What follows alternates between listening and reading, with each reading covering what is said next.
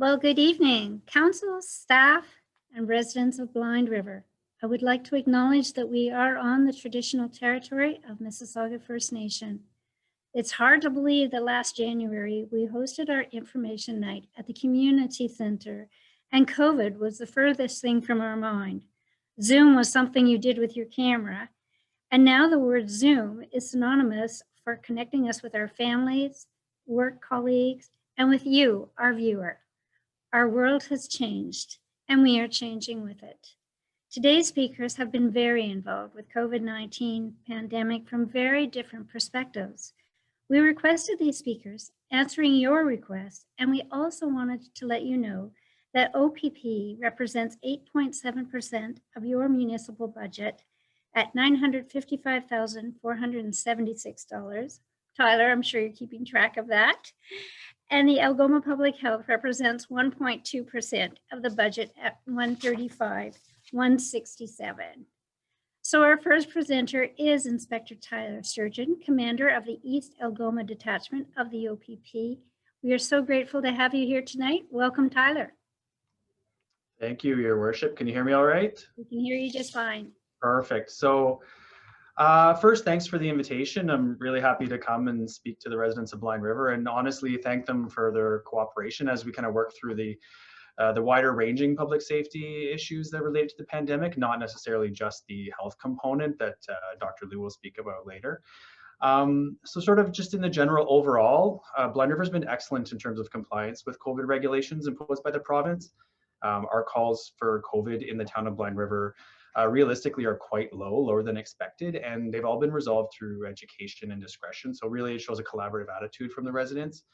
To date, we've had no COVID-related charges laid in Blind River, which is great. So thanks to the community for their community-minded approach and helping keep each other safe in that regard. Just a couple of reminders we've kind of noticed as we progress through COVID. 911 is for emergencies only.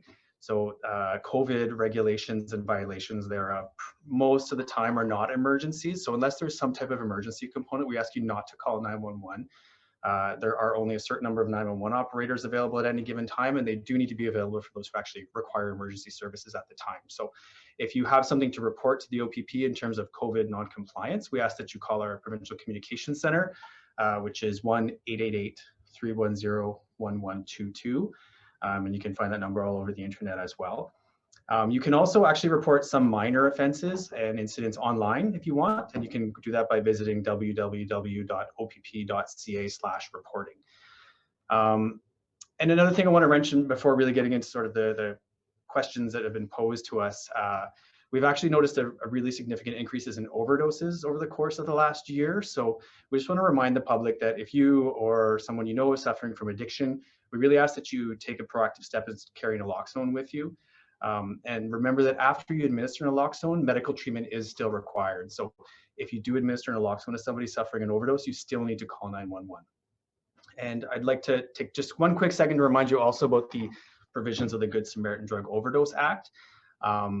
That is a law that's in place that says if you are at a location and you call for assistance during an overdose, it provides you some legal protection for minor offenses like simple drug possession or minor breaches. So the overarching premise of that is, making a life-saving call is worth it, and you shouldn't be deterred from doing so because you have a small amount of drugs or you're breaching a condition of your release. So it's really important. Remember, in East Algoma, we have a number of providers who are willing to help out with you if you are suffering from addiction or someone you know. So all it takes is to reach out and somebody's there to help you. So in terms of the questions that were sort of put in, there was a number of questions for the OPP submitted and a lot of them overlap. So in lieu of sort of going through them all individually, I'll just kind of speak on a high level to address the overarching concerns that were raised. So a lot of it was about policy. So, and where our policies come from. So OPP policies as we progress through COVID-19 comply with all the orders made by local medical officers of health like Dr. Liu, as well as provincial guidance. And OPP specific policies are also informed by our own OPP physician we have on staff, who advises us on the sector specific issues that really relate to policing and the OPP environment as well, bearing in mind that in Ontario, we're kind of unique in that we are a very large deployed police service, which no one else in Ontario really has the challenges and facility issues that we do. So when you are interacting with officers or civilian members of the OPP, you should basically expect to see us wearing surgical or medical masks most of the time, and glasses anytime we're interacting with members of the public and we can't maintain 2 meters of distance from one another. And in certain circumstances, depending on the call for service or what's going on, you could also expect to see officers using rubber gloves or nitrile gloves or an actual N95 mask, but that's really circumstance dependent. So by and large, you should expect to see glasses and surgical masks. Also, our policies on access to OPP detachments is a bit different right now. Access to all OPP detachments is restricted. Most of our administrative staff are working remotely in our effort to combat COVID-19 and comply with provincial regulations. The doors are locked. Access is by appointment only in most circumstances, so you should expect to be screened also when you show up to an OPP detachment. And we would ask that you also follow PPE rules yourself, so wearing a mask basically in most circumstances. Criminal record checks are one of the biggest reasons for people to walk into the front door of our detachment. So we are still conducting criminal record checks, but we're doing it for essential purposes only. So before you come in for a record check, we ask that you call ahead. You can give us a shout on our administrative line during business hours, which is 705-356-2244. And you can just speak to the admin staff there and they'll help you determine if your criminal record check request is something we consider essential. And if it is, they'll help you book an appointment, and that allows us to control who's coming in and out at any given time. So we don't have people waiting in our lobbies basically and cross-contaminating one another. So we also had a couple questions about operations and how we're helping to protect the public during COVID-19. So one of the questions brought up was officers interacting with the motoring public, bearing in mind that we don't know who we're going to be interacting with when we pull over a car for traffic enforcement. So something to bear in mind is that traffic safety is public safety. So we are still doing traffic enforcement during the pandemic. Sorry, the pandemic's not changed that at all. But what you need to keep in mind is that the virus doesn't move, people move it. So yes, we're doing traffic enforcement by having best practices and policies in place to protect our officers from infection. We're therefore protecting everyone else we interact with later from protection. So doing protecting ourselves at the roadside helps us protect someone that we're dealing with at a call for service later, and wherever that call for service might be. But also don't forget that you need to do your part as well to help keep yourself and officers safe, as when you have an interaction with the police, take proactive steps on your side of the house as well. Wear your mask, keep your distance from officers, minimize physical interaction you have to have with officers, although we can't always control that due to the dynamic nature of policing. But when you can control it, we ask that you control it. It just helps you, it helps us as well.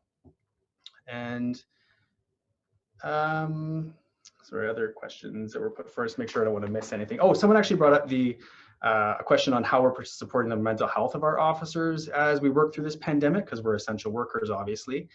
It's a great question, so thanks for taking the time to recognize the impact that working in the pandemic has on essential workers, including police officers. Maintaining a healthy, resilient workforce is embedded in the OPP strategic plan at the provincial level. And in supporting that strategy, we have implemented a healthy workforce team.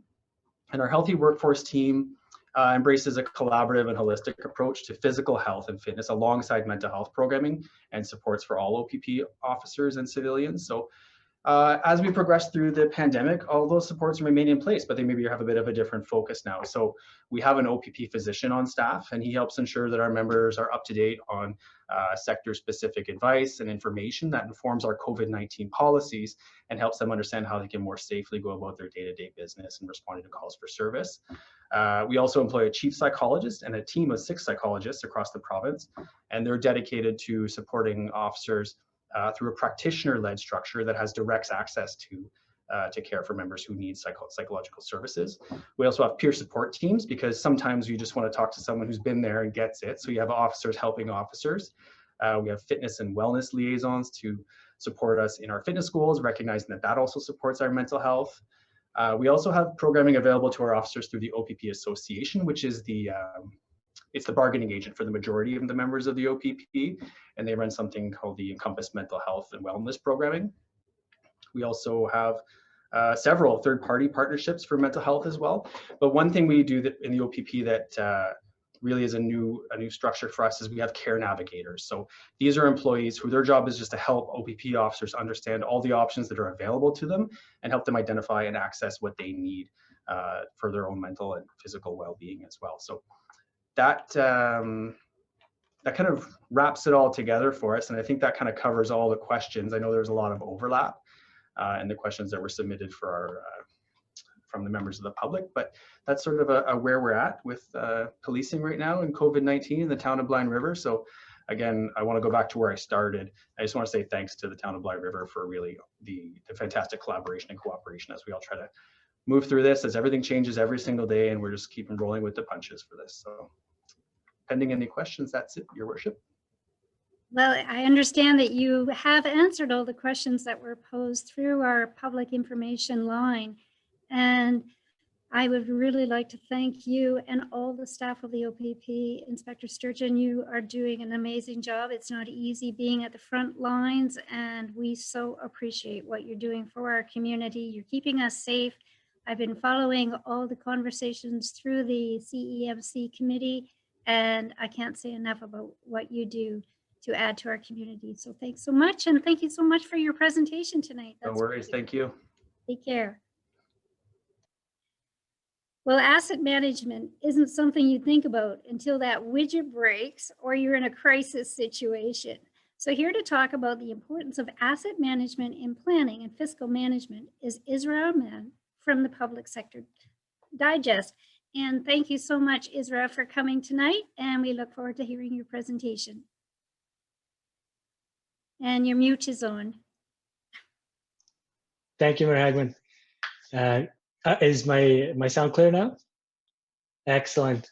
So again, thank you very much for having me. I know we had, I think, originally planned to do this sometime last year during the summer, but that didn't shape out too well. So I know I've got a limited amount of time here, so I'll try to make the best use of it. I don't know if I can follow Inspector Sturgeon's presentation. He seemed pretty engaging.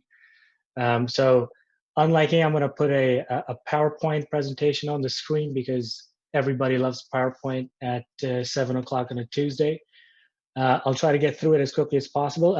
From what I know, I don't think we have time for questions today, but if you do have questions, I've done these town halls before, please feel free to send those along to the staff.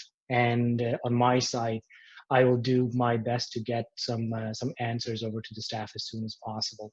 So I'm going to put I'm going to share my screen, and please let me know, Pam, if you are able to see it.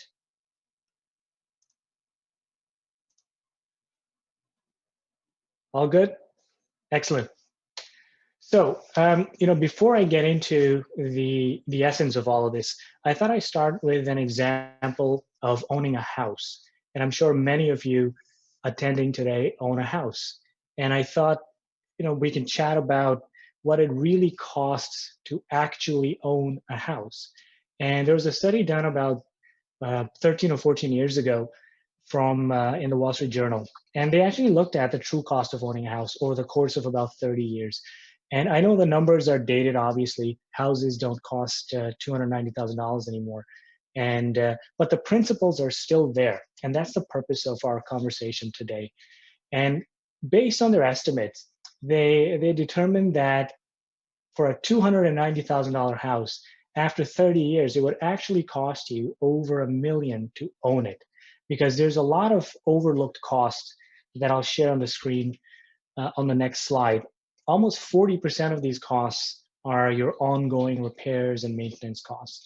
And the example I use here is a house, but you can easily take this and apply it to really any asset, anything from a bicycle up to a car, and really to a scale at the municipal level where we're talking about bridges and culverts and underground infrastructure, recreational centers, et cetera, et cetera. So some of the costs that go into owning a house, and some of you, I'm sure, are very familiar with these. There's moving costs, which get overlooked. The fun stuff, the furniture, appliances, and new TVs and stereo systems, gaming systems. You got cosmetic changes like paints and a new flooring, a new carpet, for example. And then some of the other costs, the utilities, anything to keep the lights on in the house, internet, phone systems. And then you have ongoing maintenance. And when you look at the maintenance, there's a couple of different ways to look at it. One is the proactive stuff. So all the stuff you should be doing, and you do those things at the right time, which can end up saving you money in the long term. But if you don't do those things, then you have to do repairs, which typically cost more than the ongoing maintenance would. And sometimes it's a little tricky because everything looks good. And so you start to wonder, well, everything looks good, everything is in good shape. Why should I spend that, 100, 200, or $1,500 on this proactive maintenance when I can just suck it up and repair it when I need to? And that's really the opposite of asset management. And I'll get into that in a few slides. So when we talk about local governments, the challenges are the same. The scale is much different, but really at the heart of it, you're dealing with the same issues. Staff, council, all contend with very similar challenges that you and of course staff and council themselves contend with at an individual level. You're just talking about millions and millions or hundreds of millions of dollars rather than hundreds of thousands of dollars. So when we're talking about infrastructure, which is pretty essential to us, we're talking about things like roads and bridges and recreational centers, parks, underground infrastructure, all the important stuff you don't see. The water side is really important to me personally because I've been in North America now for most of my life. But before I got here, I came from a country where if you turned the faucet on, you weren't really sure if you were going to get water out of it. And the days that water did come out of it, you weren't really sure if it was safe to drink. And sometimes you could look at it and tell that it wasn't safe to drink. But typically we had to resort to boiling it before consuming it. And here, I take it for granted, and I'm sure most of you take it for granted as well, is that we just expect things to work. And there's so much work that goes on behind the scenes on keeping everything in working order so that you and I can just turn that faucet and not even think twice about what's going to come out of it. And I use the term infrastructure sort of loosely here, but in general, we're also talking not just about the big heavy stuff that you see around you, but also the vehicles and equipment that go along with it. Police services, fire services, ambulances, and of course your sort of public works and engineering vehicles as well. So all of those things are owned by the town, and staff and council have to make decisions on what to buy, when to buy, and how to manage it, and how much money to spend on them, and ultimately how much money to charge you, the taxpayers. So if we look at what the town actually owns, this is from 2017, and I am actually working with the town to update these numbers this year. But if you look at 2017, and this is an estimate of what the town owns. So together, the town owns about $227 million worth of assets.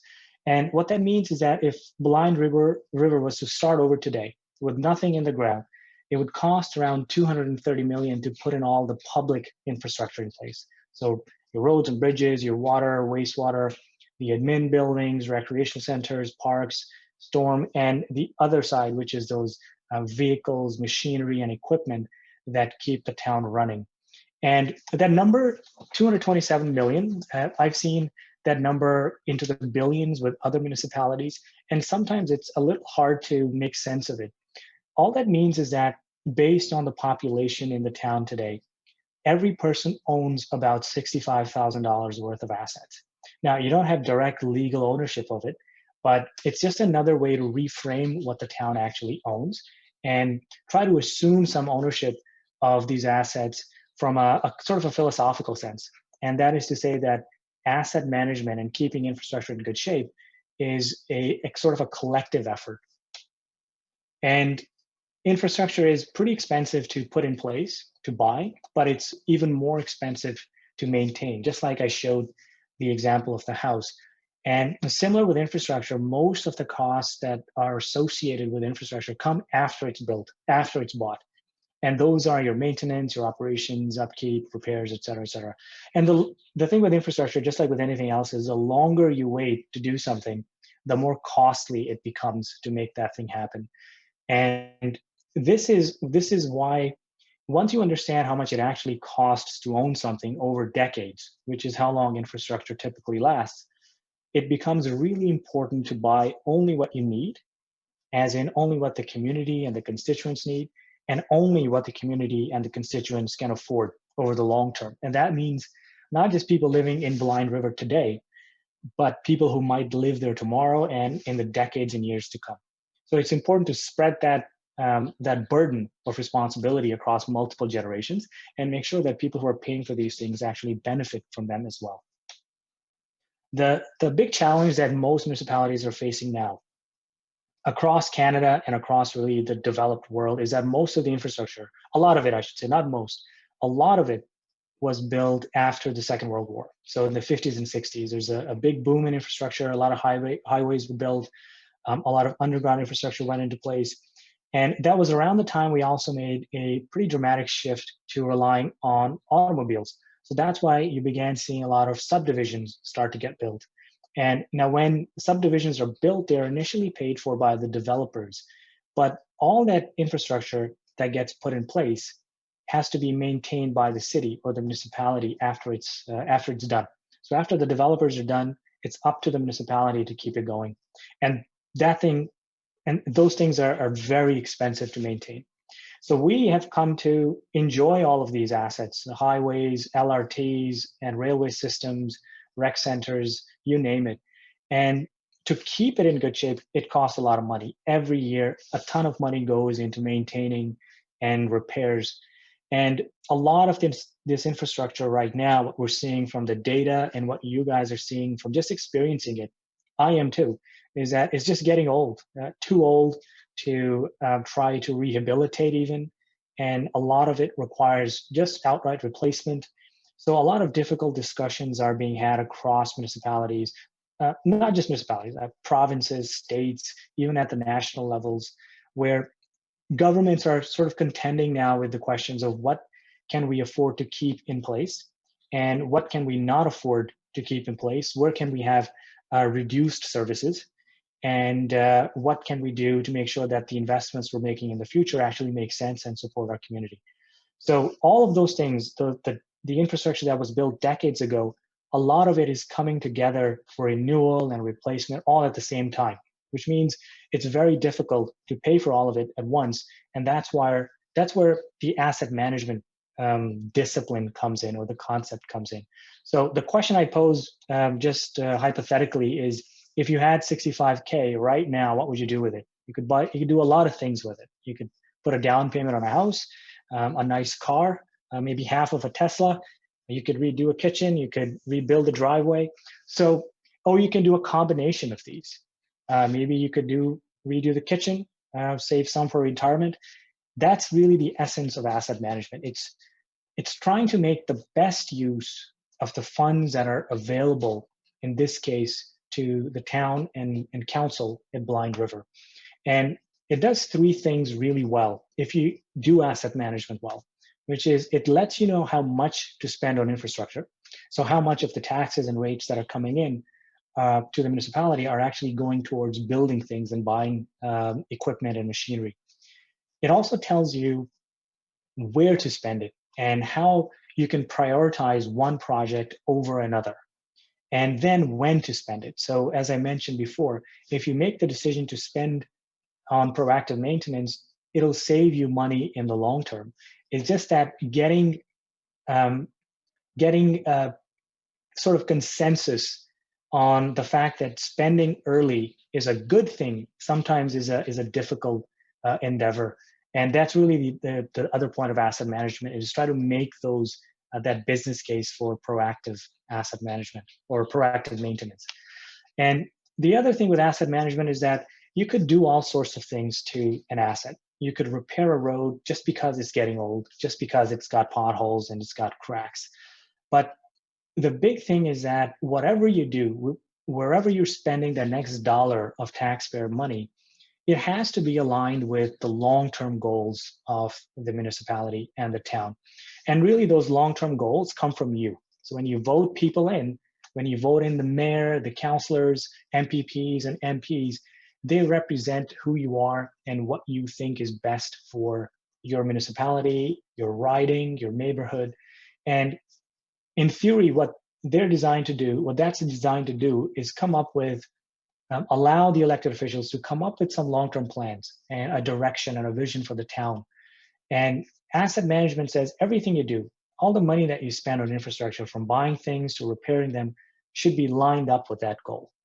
And these goals then determine the type of infrastructure that is built. some of the goals we've seen, and these are pretty specific to Blind River as well, is having a thriving local business environment with new commercial developments, for example. You might want to attract new tourists. All of those things shape the infrastructure that gets built. And so it's not just the goals, but there's also external constraints that municipalities face, things that are just out of the control of staff and council and constituents.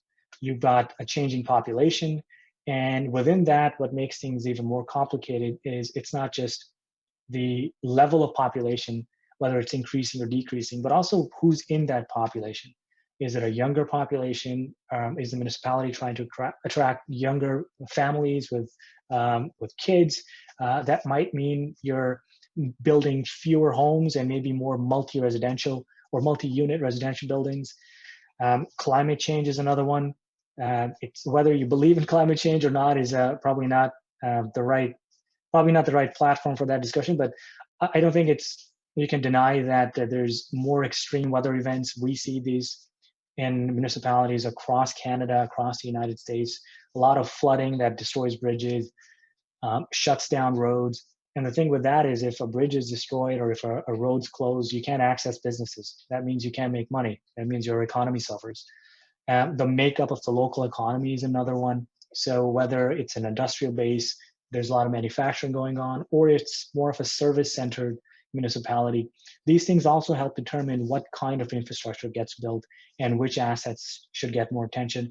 COVID-19, the dust on COVID-19 has not settled, but I think some of the results that might turn into trends, we're beginning to see those now. I used to commute. I don't commute anymore. I work from home. So there's less pressure on local transit systems that I would have been using or was using up until last year. Fewer people driving, so fewer cars on the road, less stress on the roads. Whether all of that's going to continue is still to be determined, but this is now another factor that staff and council have to contend with before they put things into the ground or make investments in new machinery and equipment. So all of these things are important in helping make those decisions for the long term. So just a couple of slides and then I'm going to call it a day. And that's where your feedback comes in. What is your vision for the town? What is it that you want to get out of the town? What do you want to put into the town? Where do you see it going over the next few years, few decades, generations? And what we found is the input that residents provide is critical because it helps staff and council identify expectations. It lets them know what you want out of the community. And then it's up to them to communicate to you some of the challenges and constraints that they face. There's no such thing as a free lunch. So if you want more, typically it means you have to pay more. And what we've seen in different town halls is that most people are willing to make trade-offs. So they're willing to give up something to get something else, but not everyone is comfortable with paying more. And in fact, we've also seen that most people are not even comfortable paying less if it means that they're getting fewer services or services that are of a lesser quality. So everyone seems to be kind of in that sort of balanced mindset. But that makes things very difficult because you have to make choices, and choices, as you know, are very difficult. So just human nature is that when we're communicating with our elected officials and staff, I do this too, I'm guilty of this, is that I have a very myopic view. Like I only see things that are important to me and impact me. But the thing with asset management and infrastructure and really any program that governments offer is it's really critical to at least try to have the whole community or town in mind and see where some of the changes can be made, where some of the priorities can be shifted. As long as you have that, kind of global or at least town mind frame, it's the decisions that staff and council can make will be better in the long term. And last slide I have is what I'm doing here. We're working with the town on actually a number of these components that we talked about today. And so in general, the purpose of my work with the town now is helping staff and council build a better understanding of what the town actually owns. So how much is the new value of all the infrastructure that's been put in place. It's really important to establish that baseline understanding so that you can have a better idea of the sort of the expenditures that need to be made over the years and decades to come. And then we're also supporting staff and council in building long-term planning for infrastructure. Obviously, finance is a big portion of that. And then there's also pressures on municipalities, including Blind River, to meet provincial requirements. So at the end of this year, if you do have interest in this kind of stuff, and I hope you do, there will be a couple of documents coming out. And one is let's call it an asset management plan, and the other one is an asset management strategy. They're both sort of related. One is the asset management plan is a bit more specific and granular than the strategy. And within that, we'll discuss what the town actually owns, what's the condition of different infrastructure that's in place, and what does it all mean from a financial point of view? Where can we make changes to different service levels, and how much is it ultimately going to cost the taxpayers? And is that affordable? Is that fiscally responsible? So all of those things will be discussed in the asset management plan, which will aim to wrap up in the summer, and then the strategy, for your interest, we will wrap up in the fall. And Mayor Hagman, I think that's it for me. I don't know how to get out of it. Stop share, there it is. So that's it for me. I don't know, Mayor Hagman, I don't know if you have any comments or questions that I can address. Oh, we have lots of questions for you, Isra. We have a piggy bank and we have a wish list. And for some reason, the piggy bank and the wish list don't go together. But I think your key word there was plan. And that's one thing I've learned about asset management, is that if we can do the planning part, it'll keep us away from the crisis management. And I know that with your leadership and guidance with us, we will be able to do that. And we also know we can please none of the people all the time, but we'll do our darndest. And as I say, together we will work on those widgets and we'll get them all in place. And Blind River can only look better and better every day. So thank you so much for coming, and I look forward to talking to you again in the near future. You're very welcome. Have a good night, and have a good night, everybody. Thank you. Bye. Well, Algoma District covers an area from Hornpayne to Spanish with close to 49,000 kilometers, and that's square kilometers in landmass, and over 114,000 people, according to the 2016 census. Now, I know there's been a few kids being born in town, so I'll figure that's a little bit more for our area.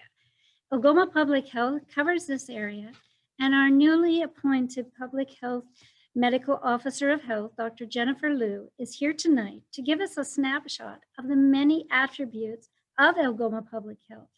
And I'd like to introduce you to my friend, Dr. Jennifer Liu. Thank you very much, Mayor Hagman. So I have a very short presentation today, and I know that most folks will want to hear about the latest COVID updates. But what I'll do is share my screen.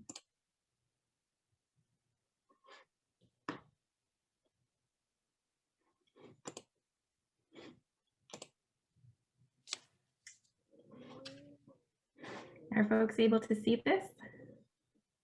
Brilliant. All right. So before COVID, I used to really enjoy going on road shows with Marlene and Justin to all of our municipalities, because it really allowed me to actually see folks face to face. I think that day will come soon. We just have a little hitch to get over that of this pandemic. So I'll start off by talking a little bit about Algoma Public Health, which is your local public health unit, and where we fit in the context of the province. I'll talk about what we like to call public health return on investment. I think everyone who's watching are ratepayers. You pay rates to your local municipality and also to the province, and part of that goes towards the public health services you receive. And then, of course, I will wrap up with some COVID-19 updates. So this is us, Algoma Public Health. We are one of 34 health units in Ontario. We're your local public health unit, and we deliver public health services that are mandated by provincial public health legislation. We are an autonomous board of health, which means that we serve 21 municipalities, and our board is made up of representatives from the province and from these municipalities. As of January, Sally Higman is our board chair. So we are a district that covers a 7-hour drive, if you're following the speed limit, and we have offices in Wawa, Sault Ste. Marie, Blind River, and Elliott Lake. We cover a lot of distance. A lot of First Nation communities also are linked in to us, and we serve folks district-wide in both urban, rural, and remote settings. These are our values: excellent, respect, accountability, and transparency, and collaboration. And really, when we talk about public health, it's often defined as the organized efforts of society to improve health and health equity. So really, public health, small p public health, is not just APH, but it's actually all of us. So what about the dollars and cents? Well, in 2021, our budget is about $15.7 million, and the municipal levy is $36.57. For context, this means that the Blind River levy for the year is $126,986, and this represents about 1.3% of the operating budget of the municipality. What does the actual ratepayer pay, since you pay both the municipality and provincial taxes? Well, it turns out you pay about $145 a year per person for public health services. That's about the price of a nice family meal out at a good restaurant. It's about $12 a month, which is the price of your Netflix or other streaming subscription these days. Or it's about 40 cents a day, which is, I think, a couple of Timbits. Not even, because I think Timbits now are 25 cents each if you get them individually. So really, each person essentially is paying 40 cents a day for the services of Algoma Public Health. And what do you get back? So the return on investment is a concept that we like to highlight for our municipalities. There are 6 core functions of public health: population health assessment and surveillance. This is where we diagnose and monitor the health of the community. We also do emergency preparedness and the 3 Ps of disease and injury prevention, health protection, and health promotion. So we do diagnose the conditions in our community. A few years back, you'll note that we put out a community health profile that highlighted the health issues facing our communities. We also do surveillance. So this is not just telling you about the latest numbers in COVID. This is surveillance across the board. And so even during the pandemic, we've been maintaining our surveillance for things like opioid-related emergency department visits and issuing alerts when we see spikes in these numbers. Public health is also all about emergency preparedness. So, before the flood happens, before the pandemic happens, we have plans in place. I like to tell people that a couple years ago, I had a learner with me who's a resident at the Northern Ontario School of Medicine. And when she was on rotation with me, she did some policy and planning work, emergency preparedness work, and she wrote our mass immunization plan. And now she's back with me on rotation, and she's actually leading the mass immunization planning efforts that we're doing. So this is bread and butter. It's just like the fire department. When there's no fire, we're actively preparing for the next one. This is just an example of other outbreaks that do happen. This is, again, 2016, a few years ago now, when there was a whooping cough outbreak in the Blind River area. So aside from emergency preparedness, we do health protection. So things like making sure the water is safe to drink, safe to swim in, making sure that when they're back open, those parlors where you can get your manis and petties and get your hair done and your eyelashes done, that these are all places that are following proper infection prevention and control measures. All of these premises are inspected by our public health inspectors. They also inspect food premises like restaurants. And again, don't take my word for it. These inspection results are posted online at our website so that everyone can check before they go to make sure that these inspections are right on. We also do health promotion and prevention. So that same 40 cents a day, we have services for new moms to support them with breastfeeding. We are in schools doing a lot of education on prevention for our kids. We do immunization in schools, and we also work with our community partners to make their communities and environments a safe space. So whether that's, you know, bike lanes or pedestrian paths, or whether it's healthy public policy to make sure that people are benefiting from policy environments that are also supportive of health. All of this work we do, and that is the same 40 cents a day that you're getting for the rates paid. I also want to emphasize that there's considerable cost savings in public health. So for every $1 invested towards immunizing children for measles, mumps, and rubella, we're saving $16 in healthcare costs. You know, just over a generation ago, hospitals had giant wards filled with children. That is not the case now, because all those infectious diseases that used to really have significant effects on our kids, they're now gone because of immunization. Every dollar invested toward tobacco prevention saves up to $20 in healthcare costs, and every dollar invested in early childhood development saves up to $9 in future health, social, and justice service costs. So that's a whirlwind tour of some of the breadth of services that public health provides on a regular basis. And of course, when it's in the middle of a global pandemic, public health is right there. We do support the community in a lot of ways. Obviously, we do case and contact management. Anytime that there's a person who's a confirmed case, we notify them and their contacts directly, and we follow them every day with phone calls. And sometimes we even have people bring them supports or have other partners do so to make sure that they're safely in quarantine. We also do a lot of preventive work too.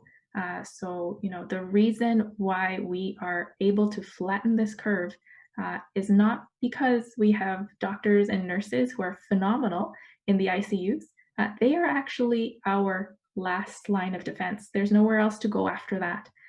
The first line of defense is you and me, is the people in our communities. Because if we stay apart and stay home, the virus can't get through us, and they can't get to the vulnerable people that we love. So I'll wrap up by giving you a couple of updates, and I've left this slide blank because when I made them, I knew that things would change. So you'll note that yesterday, the province announced that the stay-at-home order will continue until at least February 16th. And then after that point, the various health units in the province will move back into that color framework. And it's important to note that if we were to emerge right now into a framework, APH would be in yellow. So yellow is caution, right? It's not back to normal at all. It does mean that local businesses can open up, which is really good news. But it also means that we have to be careful. So the same advice still prevails. We still want to stay home as much as possible. And we do need to wear a mask when outside of home and stay 2 meters apart from others at all times. And while the COVID activity is ongoing, we really encourage everyone to be part of the community's care team. So call in to check on your neighbors or family. We know that this pandemic is a challenge. It's a challenge for people's mental health. And when someone is ill and they can't, you know, go to work or go to school or take care of loved ones, they are relying on their community to be their support during that time. So if you're able to help drop off groceries and essentials, obviously contactless, these are the types of things that can help people stay safely at home when they need to and get us through the pandemic. I want to highlight that even when we get back into the framework, even if we are back into yellow, don't have close contact with people you don't live with. So this includes sharing meals or having coffee together, carpooling, hanging out on the couch, watching the game together. Being closer than 2 meters is close contact. So these are the types of activities when we do our case and contact management. When people come close together, that's when transmission happens. As long as we stick a little bit further apart, that's how we stay safe. And then last but not least, I don't want to end on a downer. I think that there's a lot of positive things that are happening, especially now that we have a vaccine. It is incredible that within 1 year of us discovering this new virus, we have not one, but 2 approved vaccines in Canada and likely more to come. So I think that it's really on us to get the COVID vaccine when it's available to us. I have a great update for Blind River. Just got an email from one of our nurses, Melanie McGregor, to say that just this afternoon at Golden Birches in Blind River did receive their vaccine, and they completed the first dose in residents. All residents who consented received vaccine, and with the extra doses, we were also able to get through a few of the ALC patients. So that is phenomenal news. Even though I don't know when the next shipment of vaccine arrives, I think it's great news that at this point we are almost done immunizing all long-term care residents throughout the District of Algoma with their first doses. And so when they get their second dose in 21 days, that will mean that they achieve complete protection, 95% effective of the Moderna vaccine. So that is really the sum of my updates. Thank you very much for this time, and happy to take questions. Thank you so much, Dr. Liu. And I do have a couple of questions. We did ask our residents if they had questions for our presenters to please bring them forward. So the first question is, what steps are in place to inform vulnerable communities about local outbreaks, cases, or deaths? Yeah, absolutely. So every time that there is a confirmed case, Algoma Public Health notifies that person and close contacts directly. We do a very thorough investigation. It's a lot like detective work, going back in time with the case to review any close contacts, and all close contacts are notified directly. They're followed up on through phone call and notified in that way. When there is an exposure affecting a broader group, for example, a class in a school, or if it's a public exposure, we will notify the broader group as well. So you'll recall that back in January, we issued a public notification of a New Year's Eve gathering. We often don't do that because we contact people directly. But sometimes if a business or a gathering was too big and they didn't keep track of everyone and we're not able to identify all people, we do issue that notification publicly. I know that there might be some confusion as to whether or not council should be notifying folks. And I just want to reiterate that when it comes to public health and reportable diseases, it is the health unit that will notify people directly. And it's probably a good thing too. It's not just COVID that we're following. We continue to follow all manner of reportable diseases, whether it's chicken pox or syphilis or chlamydia. And again, those are things that are private health information, and it's the health unit's responsibility to notify people directly if they're affected. And if you hear of others who've been impacted and you're not sure, the advice that we would give at all times is, if you're experiencing any symptoms or if you're concerned you've been exposed, definitely go and get tested. Otherwise, if you're not sure about an exposure and you're worried, you can always call Algoma Public Health and we can clarify for you. So those would be the answers to that question. Great, thank you so much. And one more before I let you go. Should people be wearing masks while outside? Example, walking through a neighborhood. It's a very good question. I would say that at this point, the recommendation is to wear a mask at any point in time where you might come within 2 meters of another person, whether that's indoors or outdoors. So if you're taking a walk in the bush with nobody but your dog and you're not going to run into anybody at all, for sure, no need to wear a mask. But if you're going to be in an area that's fairly busy and you might run into people or kids might come running up to you, might not be a bad idea to have your mask on or have one in your back pocket just to be safe. That's good advice to know for sure. And one nice thing about this cold temperature is the mask keeps us warm in the winter. So we can always use that. Thank you so much, Dr. Liu. I know you put in a long day, so we really appreciate you taking time out tonight to give us some updates. Thanks again. Thank you very much. And last but not least is our Director of Finance and Treasurer, Sue Dent. Sue is going to give you an overview on our municipal budget to help everyone understand how the pieces of the pie fit together. So Sue, the floor is yours. Thank you. Thank you, Madam Mayor. Just give me 2 secs here and I will bring this up.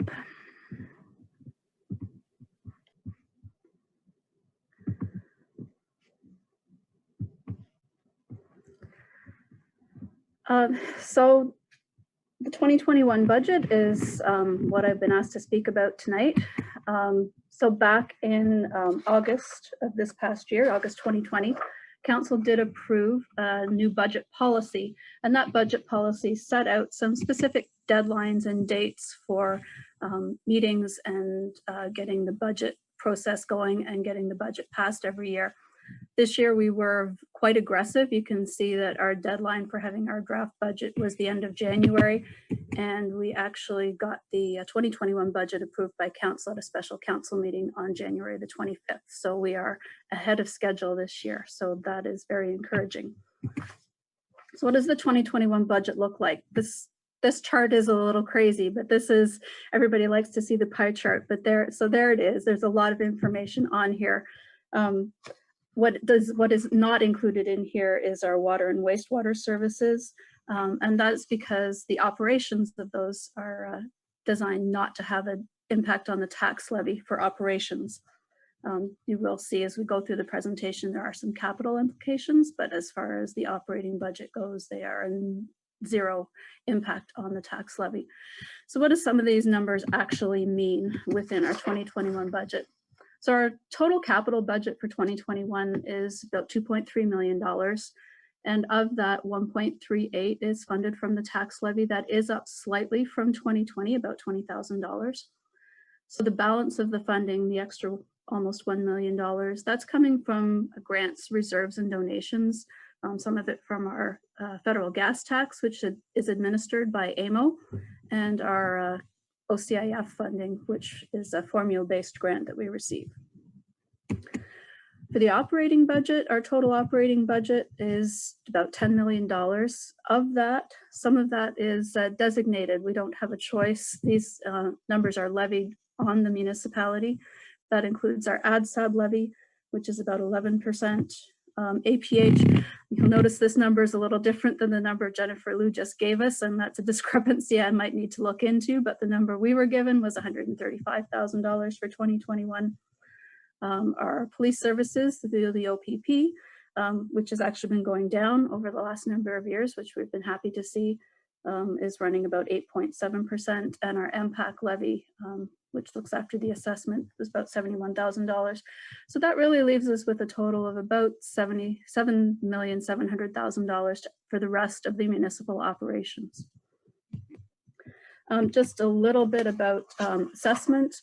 You may or may not have remembered this, but back in March of last year, the province in their economic and fiscal update postponed the 2021 assessment update. So our 2021 assessments are based on the same valuation date as the 2020 assessment was. We did see a little bit of assessment growth, and that assessment growth can be an increase or decrease. In this case, it was an increase for the town. And that value change is due to change in either property, state use, or condition. So we did see a slight increase in our assessment of $1.9 million. And just as a reminder, the last time we actually had an assessment update was back in 2017. Blind River saw a decrease in our total assessment of about $8.1 million. And in that year, even though the tax levy went up by about 2.78%, the total levy raised actually went down by $2,000. So there was no increase in the overall levy that year, even though the tax rate went up by almost 3%. So for this year, it may or may not be a good thing. We'll see. We still don't know when the next reassessment is going to be taking place. They haven't made that announcement yet. So just a quick summary before we get into details. So our 2021 budget does include a 2% tax rate increase, which equates to about $36 per $100,000 of residential assessment. So what are we doing with that money this year? So our capital budget, we talked about it, is about a little over $2.3 million. Within our facilities, So one of the things we did do during 2020 is we had a complete review of all of our facilities done by our engineers to identify deficiencies and where we needed to spend some money on our facilities to bring them up to snuff. And as a result of that, council did authorize us to allocate $100,000 from the tax levy for specific facility related issues. And as additional projects are identified, those will be funded from the facilities reserve. We were also hoping to do something with the HVAC system here in Town Hall. And in order to do that, we were going to apply for a COVID stream grant through the ISIP program. It was going to be $100,000. That project is pending. For our emergency management group, they requested a smart board for council chambers. This is no impact to the tax levy, as this is going to be funded from remaining NWMO donation funds. One of the other projects that council was very intent on was bringing our tourist information center back up to putting some more money into it to bring it back up to standards. Things have started to fall apart there a little bit. So we do have some money left over from 2018 that we had designated to put repair the windows in that facility. So that will be done, and any additional funding from the facilities reserve for the roof and the siding that needs to be replaced. We'll be doing some work to finish off the boardwalk at the marina and a couple of projects for the museum, an outdoor shelter to cover the mill machinery and some new storage racks for some of their collections.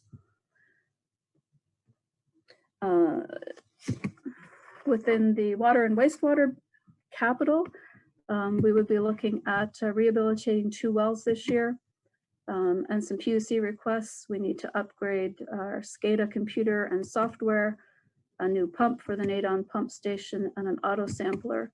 We'll also be looking to replace the sewer line at Haynes and Hawkins under the railroad tracks.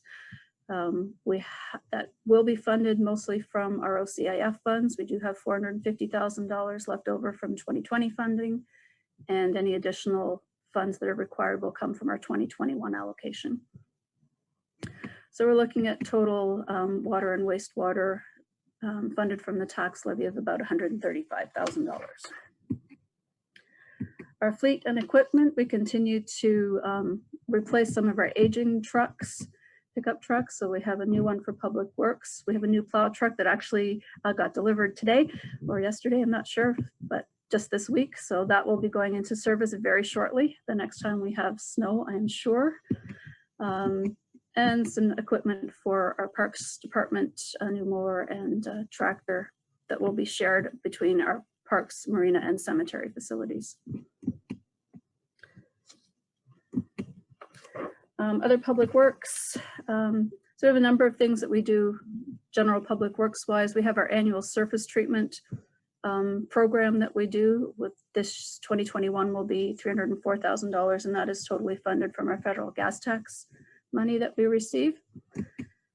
Paved roads this year, over and above that annual surface treatment, we're looking to spend $500,000. Just a note with this, according to our roads study that we did last year, 2019 actually, we should actually be spending between about $1.4 million a year to maintain our roads. That's just to maintain our current pavement condition index. We're at about a 73. And we should be spending on average $1.2 to $1.3 million a year to maintain that. That would be our entire capital budget for each year for the next 5 years, and that's just not feasible. There's too many other infrastructure things that we need to be looking at, as well as our roads. But what this does mean is at this level of $500,000 a year, our pavement condition index will be decreasing by about 1.75 per year. So we'd be over the next 5 years. So hopefully we will be able to increase that spending over the next few years, but right now, that is all that we can really afford without a huge increase to the tax levy. I believe $1.4 million would be a 25% tax rate increase, and council didn't like that number. We also have money in there for our annual sidewalk replacement. We've also budgeted this year for some pre-engineering, and this is just to allow us to have some projects that will be shovel ready when grant opportunities do become available. And it will also help us to budget more appropriately because we will have a better idea of what some of those other larger projects are going to cost. So we're looking at $600,000 from the tax levy here. Others, which is the catch-all category. We have a lot of ongoing things that we've been working on. Our cemetery niche expansion is ongoing. We were planning to do year one of a 2-year program to replace the cemetery signage. And since the budget has been passed, the town was successful with a grant application that will allow us to complete this project within 2021 with no implications for the budget in 2022. Building demolition is ongoing. Our computer replacement program is ongoing. We have a plan in place to continue to add to our inventory of bear-proof trash cans. We get high summer demand from the public for more of these in various other locations. So we do have a plan to increase that number over the next few years. As well as some continued upgrades at the Blind River Dam. We also have in the budget to start to replace some of the fencing at the town park ball field and also to do some work at the Venturi Street ball field, update some more wayfinding signage and some new playground equipment for the Forest Glen Park. So that's pretty much it for our capital projects for 2021. There's a lot in there and staff are going to be very busy trying to get all those projects completed within the year. But the good news about getting the budget passed so early means we can get started on some of these projects much earlier than we have in the past. Within the operating budget, this is not going to be a detailed review department by department, line by line, but I am going to highlight some of the things that are noteworthy and perhaps that are a little bit out of the ordinary or new specific projects for 2021. Just to let everyone know, so our OMPF funding, this is our major government grant for operating that is staying the same as it was in 2020 at $2.6 million. And we also have some annual reserve transfers that we will be continuing to the landfill reserve, the equipment reserve, and the facilities reserve. Within Mayor and Council's operating budget, this year will be year 3 of Council's donation to the North Shore Health Network Digital X-ray Suite. And that is funded from our NWMO reserve interest. We will also be continuing to add to our suite of services that are provided through eScribe. eScribe is our meeting management software, and these new components of that will help us to address our transparency and accessibility issues, and that will continue even after the pandemic is over and we're no longer just using Zoom, because it will actually allow us to webcast our council meetings once we're back in council chambers. And our physician recruitment contribution has decreased over 2020, so we're down to 8,500 that we will be contributing to the physician recruitment program. Within the administration budget, we are looking at an increase in the transfer to the elections reserve, and this is to help us to take advantage of some more technologically based initiatives when the election time comes. We do have some HR management software, and we will also be doing a user fee study. This was an item that was identified as part of our service delivery review that we did. And this is just to give us some guidance when we go to do our user fee bylaw every year, instead of kind of saying, well, I don't know how much we should put this up this year or how much we need to charge for this or that. This is going to give us some clear direction, give council some clear direction and staff some clear direction as to what services we should be charging for and what the rates are that we should be charging for them. Economic development. We have new to the budget for 2021 is some downtown enhancements, which is going to include some garbage cans and lamp posts and signage. And we have increased the CIP grant contribution for this year, and it has also been expanded in 2021 to include the Cosley Street corridor as well as downtown. The Blind River Courthouse, we had some issues in November of 2020. The facility suffered some major flooding, and I'll show you some pictures of that on the next slide. But that in combination with the age of the structure and the fact that bringing the facility up to AODA requirements would be quite cost prohibitive. We have terminated the rental agreement with Court Services, and we will be planning to demolish that building. There will be some expenses for utilities and such until we can get to that point. But you can see here some of the, this is not all of the damage, but this is certainly some of it. A lot of the roofs came down in the washrooms. You can see on the floors, there was water literally running down the stairs, and the carpets were completely flooded. And you can see there's some damage to the walls as well. So for all those reasons, we will be looking to probably demolish that facility altogether. Within the protective services budget, so this is fire, building and planning, bylaw, and police services. We're looking at some modules for our CGIS system for fire permits and pet tags. We did budget fairly conservatively within the parking department just because of the unknowns of COVID and what the impact was going to be on 2021. So we have budgeted quite conservatively for our parking meter collection revenues. Within Public Works, we're looking at year 3 of 3 to pay for our street scan. So that was our roads assessment that was done in 2019. We will be continuing with our annual transfer to the bridge reserve. We'll be looking at getting our crushing contractor in. This happens every few years. This is not an annual thing, it's every 3 to 5 years. And this is the year. And we'll also be having a back truck come in to help clear some of the urban storm sewers. Out at the landfill, we are continuing to prepare for landfill expansion. And one of the things that we will need to be doing this year is a surface water management plan. So we have budgeted for engineering and construction.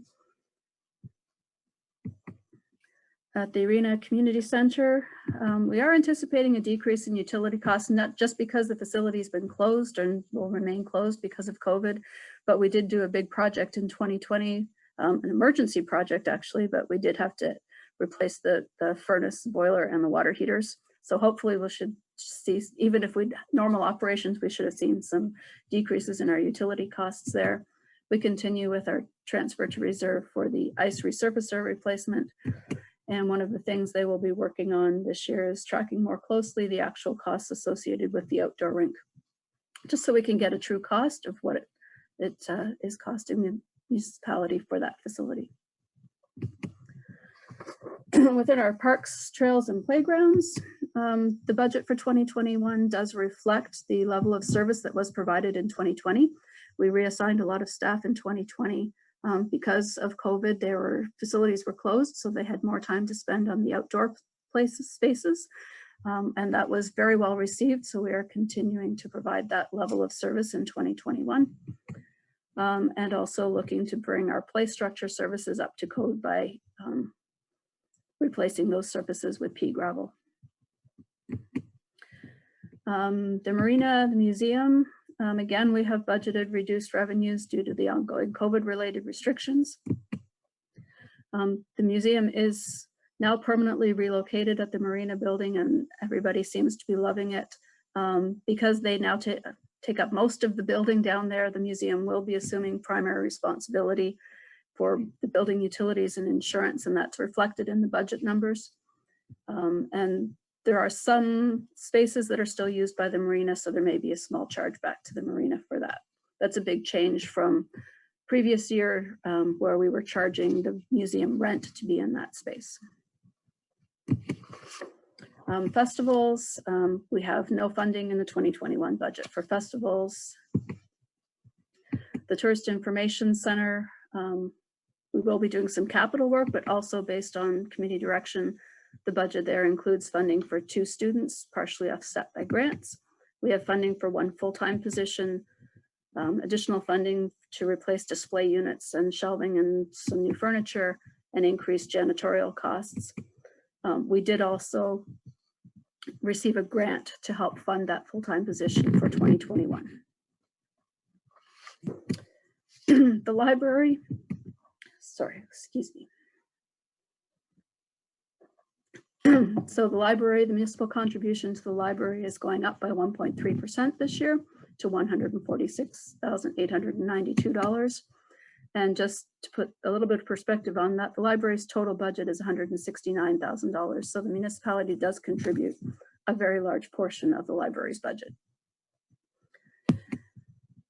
And finally, at the cemetery, one of the big things that we will be working on in 2021 is start to address some of the issues around the trees, the aging trees at that facility. So we do have $50,000 to start to address tree remediation at the cemetery. And that is my summary of the 2021 budget.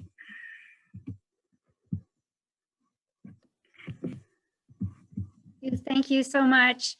We know our treasurer treats the town's budget like it was her own. And I also know that the directors are very conscientious of keeping within their budgets so that they don't have Sue knocking on their doors as to what they are doing.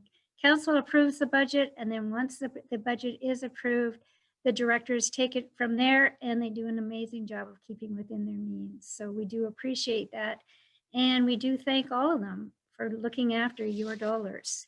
This does conclude tonight's information session.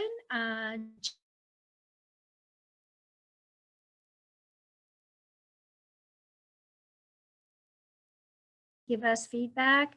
You can contact us, go on the website. You can find out more about putting in your concerns. You can also send your emails to information@blindriver.ca.